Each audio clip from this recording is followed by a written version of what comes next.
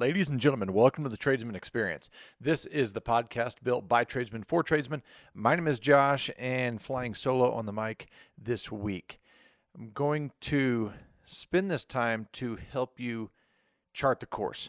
Now, that's kind of the big, bulky introduction, but over the conversations that we've had recently, over the time that I've spent with my clients, there's been, as always, kind of this common narrative or common question among the conversations.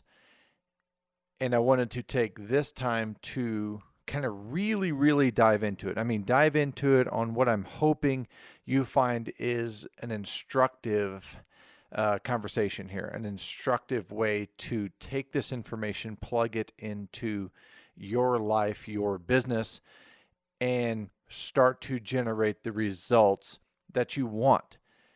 Now, before I jump into that, I'm going to do a little bit of kind of shameless plugging here, just to kind of keep everyone up to speed on what is going on with the Tradesman Experience. One is the Toolbox. Guys, the Toolbox is a video library that is designed to help you kind of systematically grow your company, grow your team, and grow yourself as a leader. The Toolbox, it's on the website, thetradesmanexperience.com. It's $25 a month. That's not per person, that is per business. The common practice that I have been seeing with my clients and using the Toolbox is they use it to navigate weekly or bi-weekly team meetings. So you watch a 9 to 12 minute video, some of them are less, and then you talk about what you got out of it, what things that you can do, how you can implement that into your company, your team, and it generates this this expectation, this consistency, this culture of conversation, of having team meetings. So the Toolbox, guys, it is we put videos in it, 2 or 3 videos a month. And if you're watching the YouTube on this, it's very similar to this. It's me talking into a camera about something specific. So to be honest with you, the conversation that I'm going to have with you tonight is really an expanded kind of a high detailed, longer version of what a Toolbox video is. Now, we are going to put a Toolbox video up on the YouTube channel, because I want you to not only take my word for it, I want you to see what they are like. I want you to experience it, show it with your team, watch it, decide what you're going to do. We are going to be putting one of those up. So when you hear this podcast, when this podcast comes out at the same time, a Toolbox video is going to be launched publicly. That way you can get on the YouTube channel and access that to kind of give you an understanding of what that Toolbox is, and know that what you see in that video, there's 20 some videos in there right now. We've already got outlined for almost 30 more that we are going to be consistently and kind of systematically introducing into the Toolbox. Guys, it is a box of information, of video library to help you honestly just become better and hopefully help you answer some questions that you may have, or how to do something. So that's the first shameless plug. The second is share this podcast with someone. Tell someone. If you're watching, again, the YouTube, you will find that we've been bouncing back and forth between video and audio only. This is a video edition of the podcast, but share the podcast with someone. Share it with someone that you work with, that is in a leadership position, that owns a business, doesn't own a business. It doesn't matter. One of the things that I find very fulfilling for me is the amount of people that listen to this and apply the information that aren't business owners. To me, that's exciting, because I spent a vast majority of my career as an employee, not as a business owner, and a limited amount of time in my career as a what I define as a leader, and that's kind of what started me on this course. But share the podcast with someone. We have an Instagram page at the Tradesman Experience. We are going to be putting promotional information out. I'm going to be trying to get better at posting information, reels, thoughts, anything that is related or relevant to elevating the skilled trades through leadership and the stuff that we learn and that we talk about. Another point, guys, I'm just throwing out a bunch of information here about the tradesman experience. Another one is we have finally put in motion for the swag, for the tradesman experience swag. It's going to be coming out. I'm not going to give you a date yet. We're working on all of the things behind the scenes right now, as from everything from design to drop shipping, to make sure that it's easy, convenient, and available to you. So the swag is going to be coming out. The last point I want to make is we're getting ready to start developing online courses. And this is kind of a segue into the coaching a little bit, but what I have found, luckily, been able to discover, is people want access to information far more than they want access to me. So we're working to develop access to that information. Now, I love coaching. I love working one-on-one with business owners or business leaders, but because it is one-on-one training, I have a capacity. Due to time restrictions, I can only work with so many people. Now, I am still having conversations and interviews, if you will, with people about getting them into the coaching program, but we're looking at developing online courses of some of the trainings that we do, the RVT training, for example, repairman versus technician, that you can purchase. You can have unlimited access to it and use it in the way that you best see fit for your business, your company, and your team.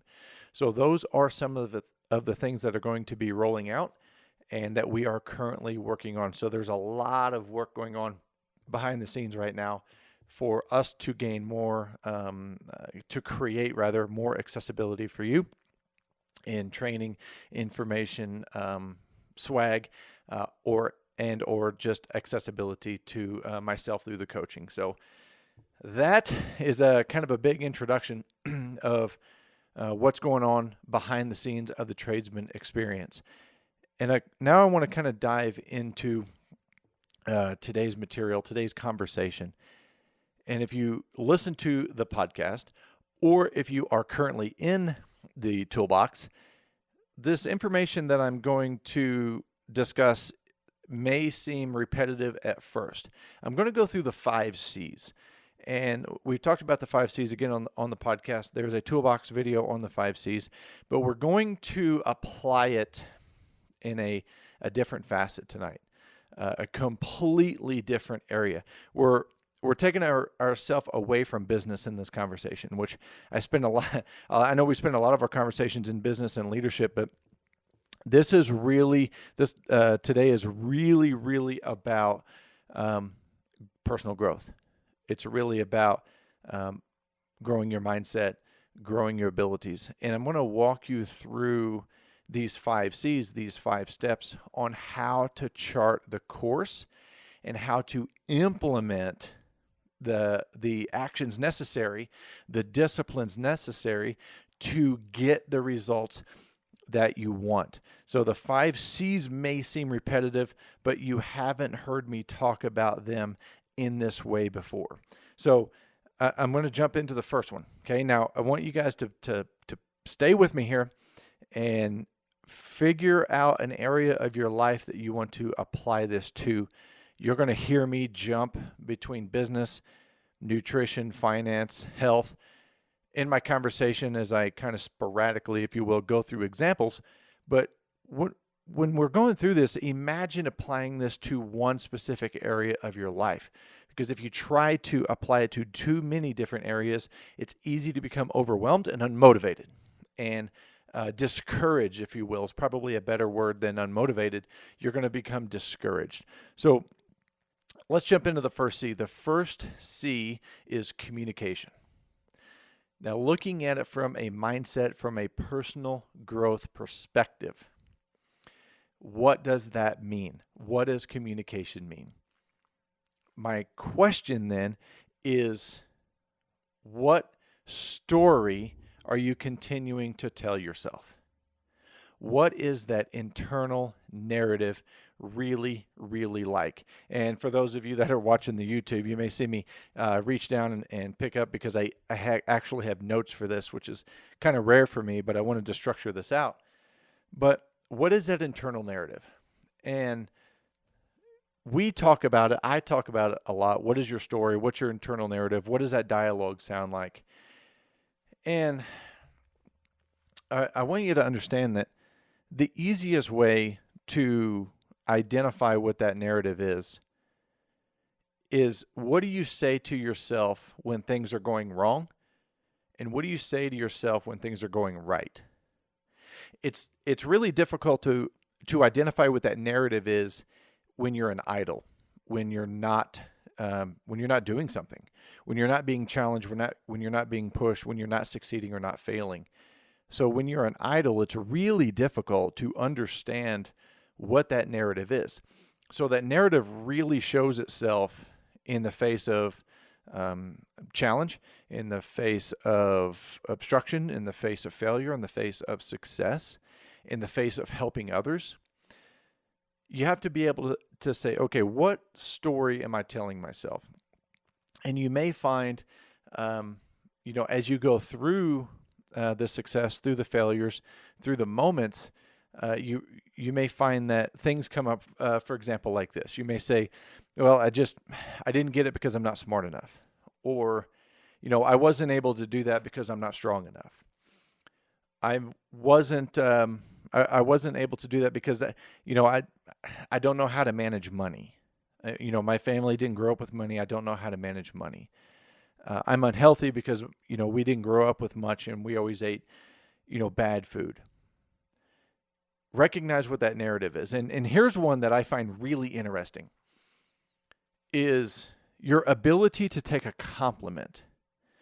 Now, taking a compliment is supposed to be a positive thing. It's supposed to be an uplifting thing. It's supposed to be maybe an introduction to a conversation or introduction to the group or a thought. But your ability to take a compliment, I think, is a really good reflection of the narrative that you have. And for example, if I said, "Hey man, that's a nice jacket. Where did I really like that jacket. It looks good on you." You may say, "Oh man, I got this thing on sale." Well, I didn't ask where you bought it. I didn't ask if you got it on sale. I said, "It looks nice. I like it. It looks good on you." So if you redirect that really quickly, I think that's a good sign, or maybe a telltale sign, or even a red flag of what that internal narrative is. Now, on the other side of that, you don't want that to feed your ego either, right? You don't want ego to take over. You don't want to become boastful and overly proud. So yes, there's a balance. Yes, there's a dichotomy to some of these things that we're going to discuss. But I think your ability to take a compliment is a good reflection of what that internal narrative is, or what that internal dialogue is. Because when somebody pays you a compliment and you immediately shut it down, or excuse yourself from the conversation, or redirect it immediately, well, that tells me that the compliment conflicts with the narrative. It tells me that it conflicts with what it is that you're telling yourself. Therefore, you don't want to have that conversation. So you have to understand how you're communicating with yourself. Another part of communication is really creating self-awareness. Understanding why you are the way that you are.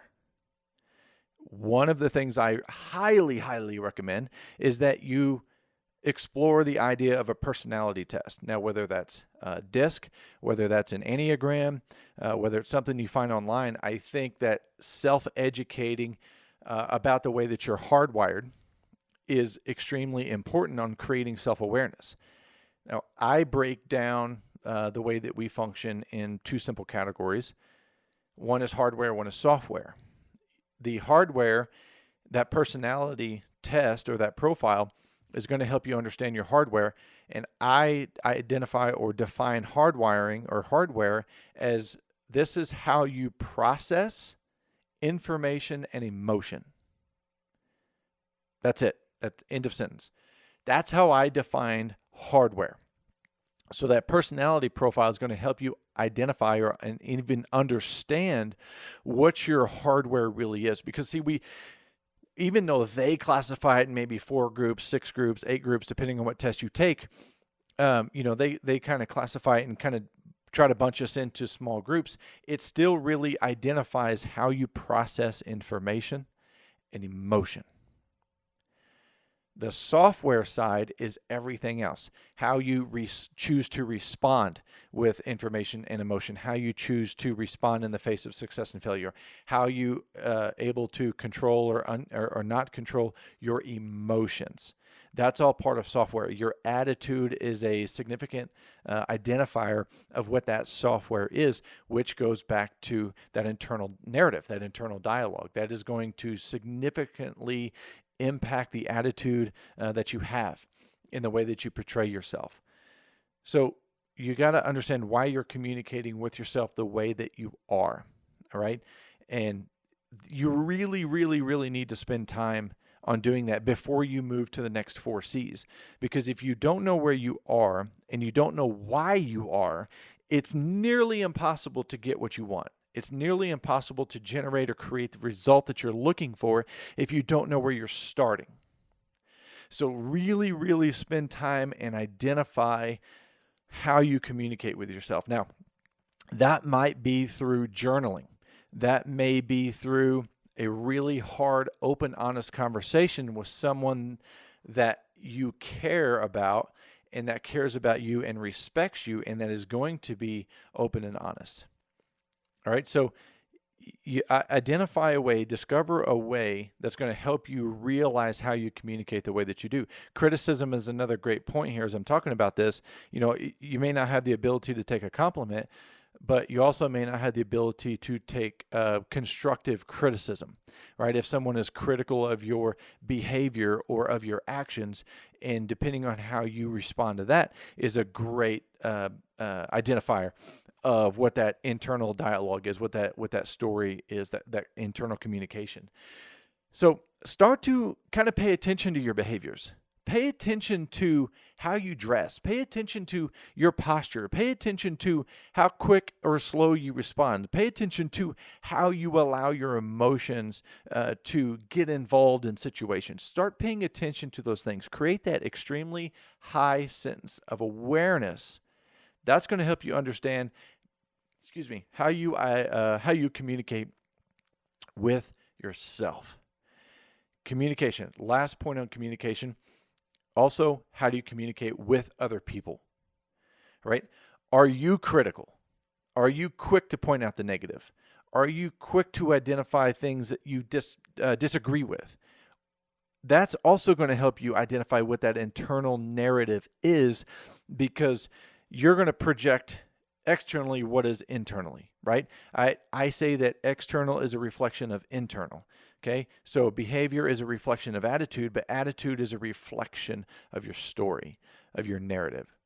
So really, really, really become intimate, for lack of a better word, become intimate about your behaviors and about that self-talk, that story. So 1 is communication. 2, connection. Okay, the second C is connection. Now, when you start to discover these behaviors and you start to discover these flags or these signs of good or bad behavior, you need to be able to connect them, right, with the cause. Right? Now, the connection is going to be kind of a 2-part here, 2-sided, if you will, but you need to be able to connect them with the cause. It's really interesting to me, people that are kind of short-tempered, which I used to be. People that are short-tempered, they don't understand why they're short-tempered. They may even tell you that they're short-tempered, but they've never made the connection as to why they are that way. So you've got to understand and you've got to make that connection. Let's talk about the other side of that. Connection. What is the relationship that you have with yourself? And I think that's a much deeper question than it may sound. But what is the quality of the relationship that you have with yourself? Right? Again, this is This is definitely back to being a reflection of the self-talk. But shockingly, most people don't like themselves. And when they don't like themselves, they either create or explore reasons or justifications for why they don't like themselves. Therefore, they focus on the problem and not necessarily even the solution, but the identification of the problem. They lack internal connection. They lack the connection with why they think the way that they think, why they feel the way that they feel, why they behave the way that they behave. What is the quality of the relationships that you have with other people? What is the quality of the relationships that you have with food? What is the quality of the relationship that you have with money? What is the quality of the relationship? And a more important question, what is the quality of the connection? Internal, external. What is the quality of that connection? That's where this starts to get painful, okay? The communication is really kind of an identification process. The connection is where you start to connect these dots as to what and why you do and understanding it. This is a painful process. This is why most people don't do it. Now, maybe you don't know what questions to ask yourself, and that's okay too. Talk to someone. Talk to someone that can help you ask those questions or at least identify those questions. But the connection, this is where, I don't want to say this is where the magic happens, but this is where that internal dialogue and that external really start to kind of align. But it's it's kind of through an emotionally painful process, if you will. But I kind of look at it as not just painful, but man, it's I'm trying to think of the word I'm looking for. It's like almost a revelation. You start to better understand yourself and you start to connect these dots and you start to, connect present with past and you start to eliminate these excuses and justifications and you start to really grasp and understand who you are. And maybe that's the question that I'm trying to answer with the connection is really understand and explain. Can you really explain to someone who you are? Do you have a connection with yourself on that psychological level, that emotional level, that physical level, where you could really, really understand who you are, even if it's difficult to articulate? Do you know who that is? Do you know who the person in the mirror is? And are you connected with that person? Or do you prevent connection because of the narrative that you have, because of the story that you continue to tell that individual in the mirror? And when you look at that person, do you like them or not? Do you love them or hate them? What does that sound like? What does that look like? So 1, communicate. 2, connect. Okay. 3, now this is where we kind of get to part of it that I get excited about. And the third C is create. All right, so let's look at creation. We've identified the story. We've created that connection. We know who we are. We know why we are the way that we are. We understand the relationships that we have with food, money, internal, external. Now we get to start to create. We get to take that information and we start to create. The first thing, the first most important piece that you have to create is clarity. Crystal fucking clarity. And doing it in a way that is scary, but it's exciting. It's a little bit unnerving, if you will, but it should motivate you. Okay, it should inspire you when you start to create, because you have information that you've never had before. You have this thought process that you've never had before. And so that creation, right, that creation comes in having clarity, right? Now, I want to, as we go through clarity, we're going to kind of get to talk into planning, all right? But there's a piece of planning that I want to talk about before, and that's dream casting. I do believe in dream casting. I think that dream casting, and I call dream casting, Some people call it vision, some people long-term vision. To me, dream casting is being able to put yourself into a future state and say, this is where I want to be. This is how I want to be. This is, these are the things that I want to have. This is the type of person that I want. This is maybe the business that I want. This is the type of work that I want to be doing. Regardless of what it is, you need to dreamcast, okay? Because that's where some of that, you're going to go out into the future. You're going to see yourself doing these things, and you're going to bring back excitement. You're going to bring back that kind of emotional fuel that's going to allow you to put the work in. Here's the problem with dreamcasting, and this is why you have to be careful with it. Too much is a bad thing. Dreamcasting turns to fantasy. Fantasy turns to distraction, and distraction turns, to me, psychosis.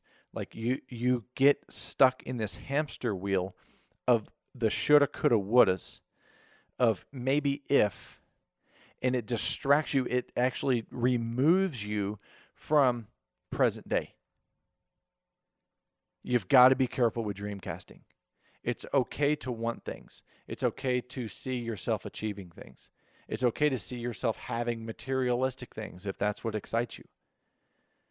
But you got to make sure that it's not distracting you, that it's not become a fantasy. You got to make sure that you're still staying the course and that you're using that as emotional fuel to move the needle, to move yourself towards that goal. Now, so I wanted to talk about that before we get into the plan, because once you create clarity, you need to create a growth plan. You need to create a plan. And this is where you really start to kind of separate the different areas of your life. If you need to create a growth plan for your mental state, create a physical plan, create a financial plan, create a family plan. Right, this is where you start to dissect those areas of your life, create some clarity in separation, some clarity in identification, and you start to develop a plan. First thing that goes on the plans are your non-negotiables.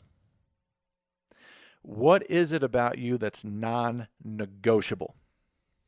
Now, these are going to be thought processes and thought-provoking behaviors, all right? For example, leadership. For me, leadership is a non-negotiable. And those that are close to me, the people that know me and know me well, know that about me. If they were to summarize 3 or 4 words, hey, give me 3 or 4 words that describes Josh, leadership would be one of them. Leadership is a non-negotiable for me. Now, maybe authenticity, maybe friendship, maybe love, maybe humor, right? Maybe integrity. Identify what your non-negotiables are. Commit to understanding what those non-negotiables are and list them out first. And here's why. Here's why this is important. If you're trying to attempt something or achieve something or acquire something that doesn't align with your non-negotiables, if you're able to accomplish it, it's going to be very, very difficult.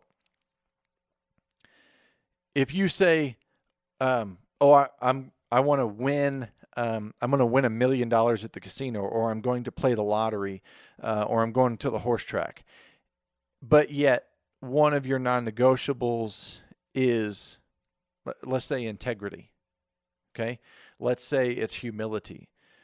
That may conflict, that dream or that goal or that fantasy may conflict with one of your non-negotiables. So you need, this kind of goes back to, right, understanding who you are in that communication, and then the connection, and then creation. Create your non-negotiables. List them out. Write them down. Right? If it's honor, put honor.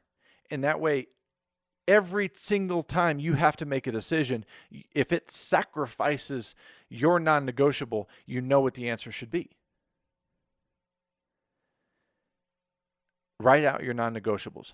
Then you start to create a plan. Start to develop a growth plan for each area.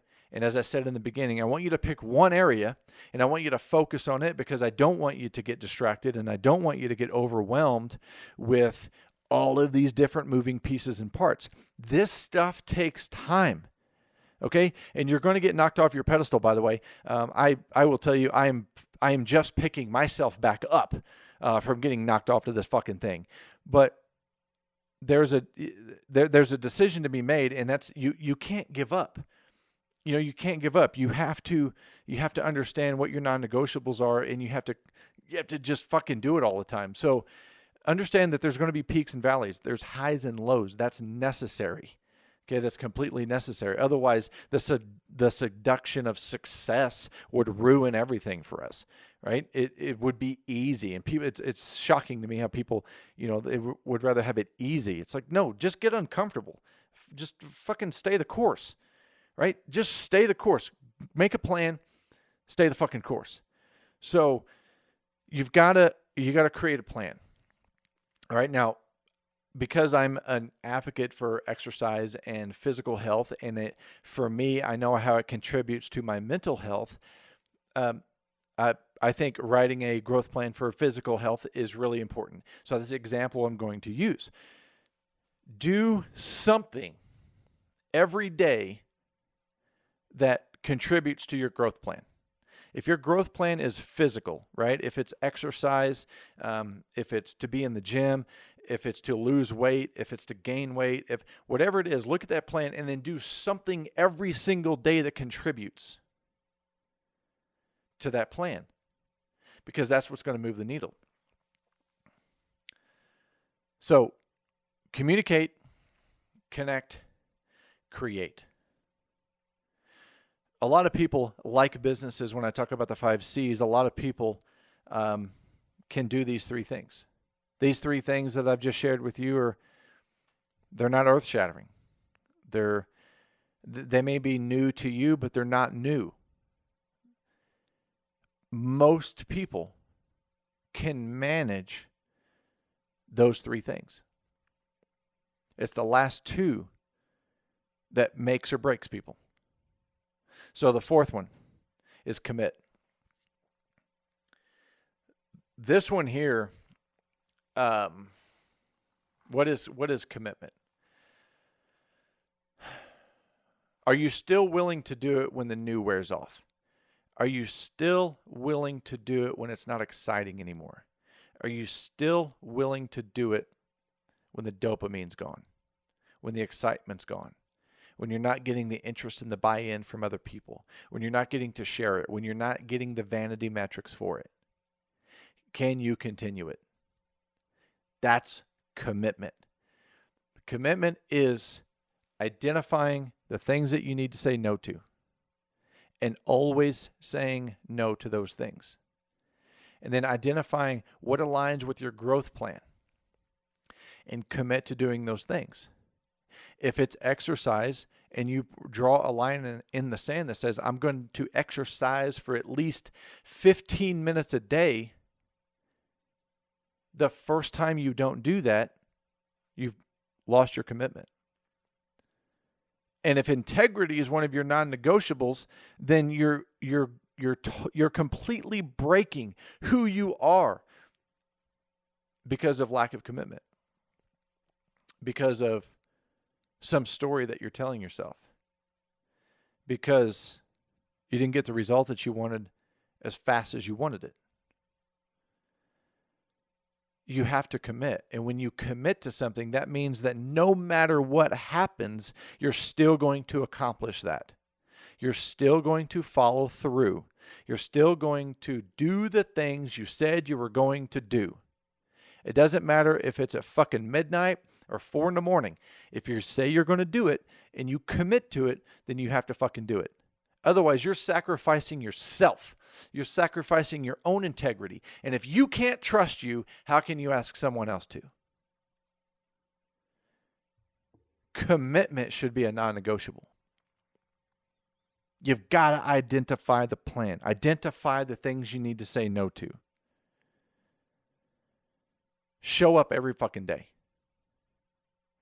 Shockingly, people go through the motions but don't emotionally show up every day. They don't mentally show up every day. They don't show up with a plan to plug themselves into so they can do the work and move themselves and generate the result that they want. They just change the narrative. That wasn't meant to be. This is too hard.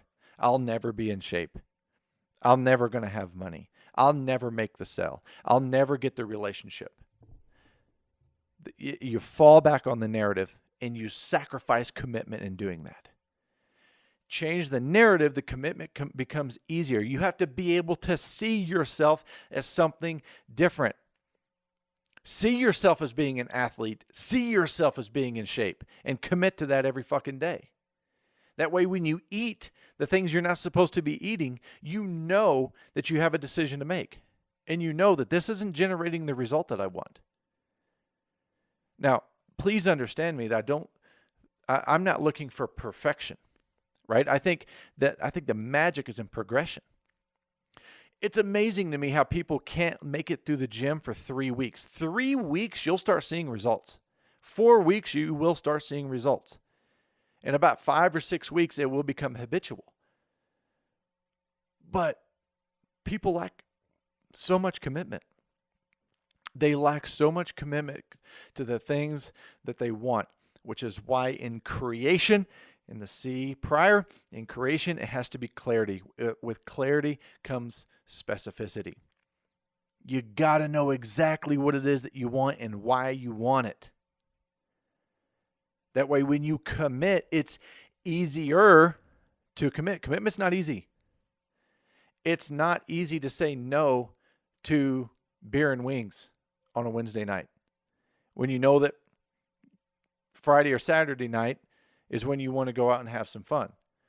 But sporadically or spontaneously, these distractions come up and you don't say no because you're not committed.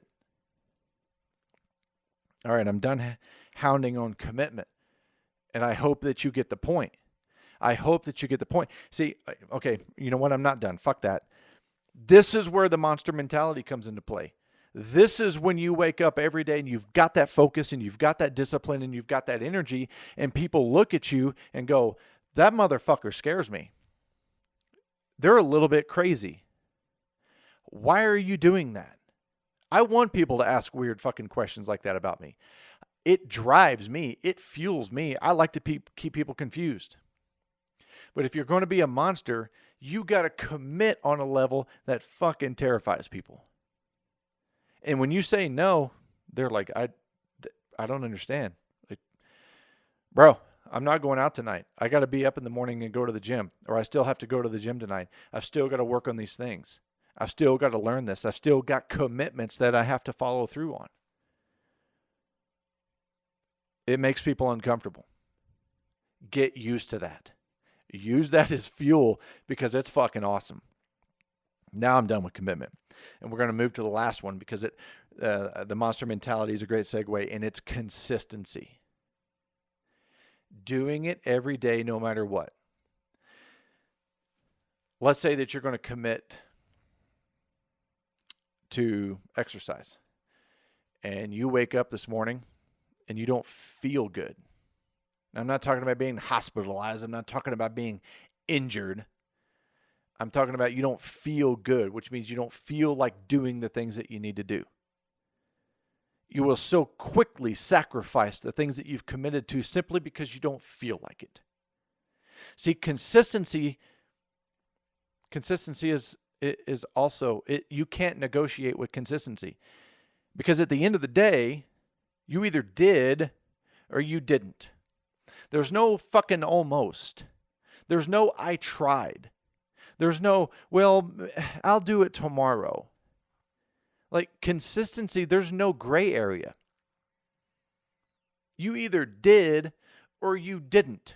You either moved the needle or you didn't. You either committed to the person that you want to be or you didn't. You either wanted to be a better father or you don't.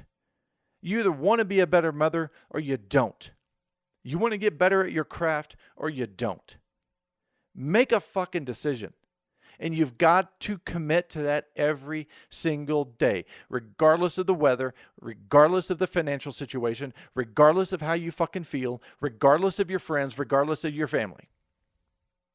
You want to be a monster? You fucking do that every day. And people will start to give you room. They will give you room to grow. You don't need to be in captivity. You need to be out there. And you need to fucking do the work every single day. Communication, connection, creation. We know most people can do those things. The last two are what really complement the first three and what really move the needle, but what separates the people that are going to be winners and the people that are going to choose to blame the winners. And that's commitment and consistency. You have a decision to make. Chart the course, stay the course, be a fucking monster about the things that you want, and quit listening to everybody else's bullshit excuses, these fabricated excuses, justifications. You can't plug yourself into someone else's equation and get the same result. It does not work. You've got to understand who you are. List out your non-negotiables. Write out your growth plan. Understand who you are and do the fucking work. Stay the course. You can find me on Instagram at The Tradesman Experience. Nate, who is not here today with me, is at Nate Newton 87. The website is thetradesmanexperience.com. That's where the toolbox is. Get on there, click the link, sign up, subscribe. I promise it's worth the investment. And the YouTube is The Tradesman Experience. Guys, thank you so much for spending this time with me. Get out there, get shit done, stay the course. Be proud to be a tradesman. See ya.